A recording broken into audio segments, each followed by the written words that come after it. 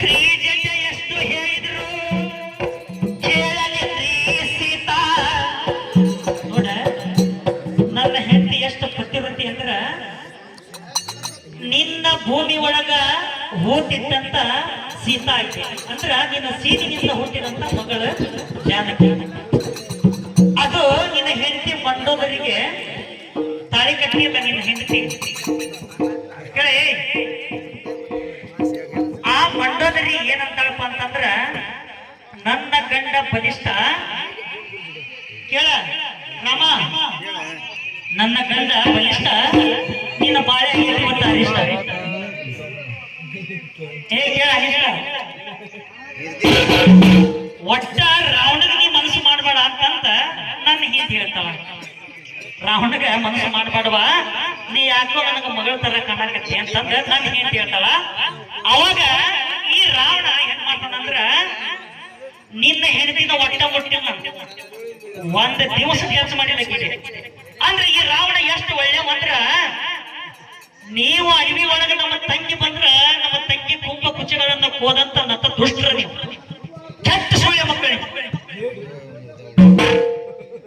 ಕೆಟ್ಟ ನನ್ನ ಮಕ್ಕಳೇ ನೀವು ಮೂಗ ಬಲಿನ ಕೋದಿರಿ ನೀವು. ನಿನ್ನ ಹೆಂಡತಿನ ಹೂವಿನಾಗ ಇಟ್ಟುಕೊಂಡು ಹೋಗಿ ಹೂವಿನಾಗ ಹಿಡ್ಕೊಂಡು ಹೋಗಿ ನನ್ನ ಆಸ್ಥಾನದಾಗ ಇಟ್ಟನಕ್ಕೆ.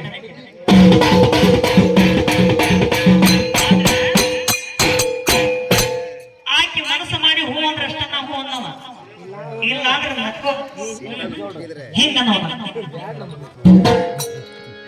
ನನಗೇನು ಬಾಳ ತಗ್ಗಿತ್ತು ಆಕಿನ ತಿರುಗಾಡ್ಸೋದು.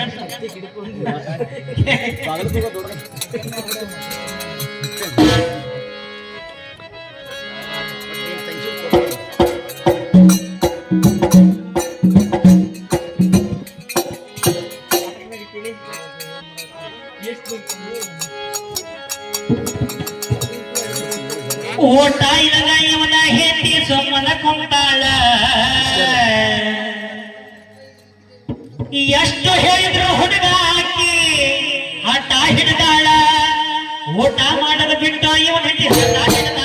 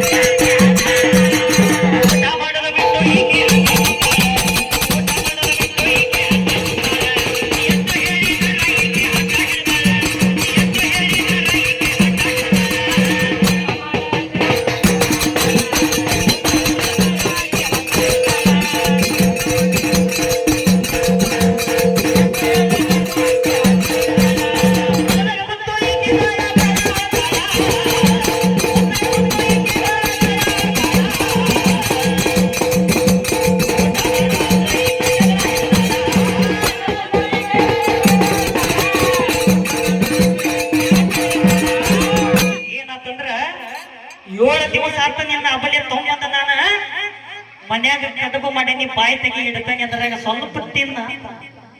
ರಾವಣ ಬೇಕಾದ್ರೆ ಬುಕ್ ತೆಗೆದು ನೋಡ ಕಡುಬು ಅಂತಾನೆ ಐತದ.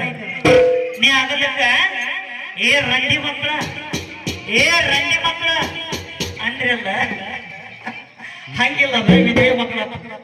ನಾ ಆಗಬೇಕಾಗಿತ್ತ ಏ ರಂಡಿ ಮಕ್ಳು ಅಂದಾಗ ಹೇಳಿಪ್ಪ ರಂಡಿ ಮಕ್ಳು ನಾ ಅನ್ನಂಗಿಲ್ಲ. ಯಾಕ ನೀನು ಪ್ಯಾನ್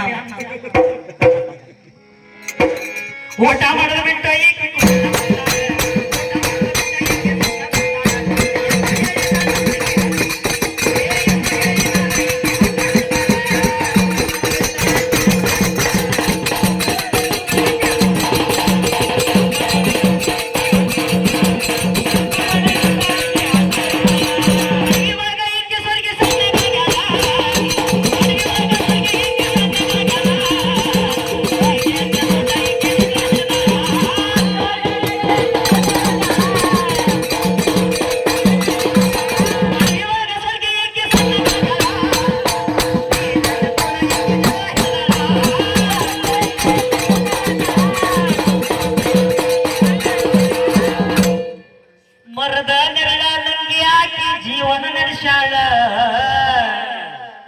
ಒಂದ್ ಮರದ ಕೆಳಗಿಟ್ಟನಿ.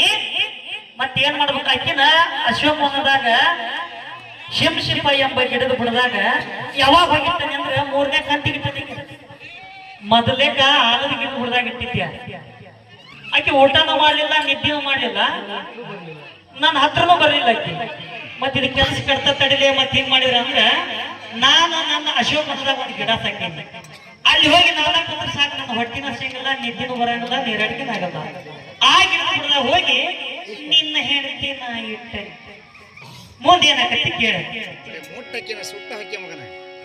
ತಗೊಂಡ ಹೋಗೇನಿಕ್ಕಿಲ್ಲ ಮುಟ್ಟದೇನ್ ಮಾಡ್ತೀವಿ ಹತ್ತಿ ಹಿಡಿದೆ ನನ್ನ ರಥದಾಗ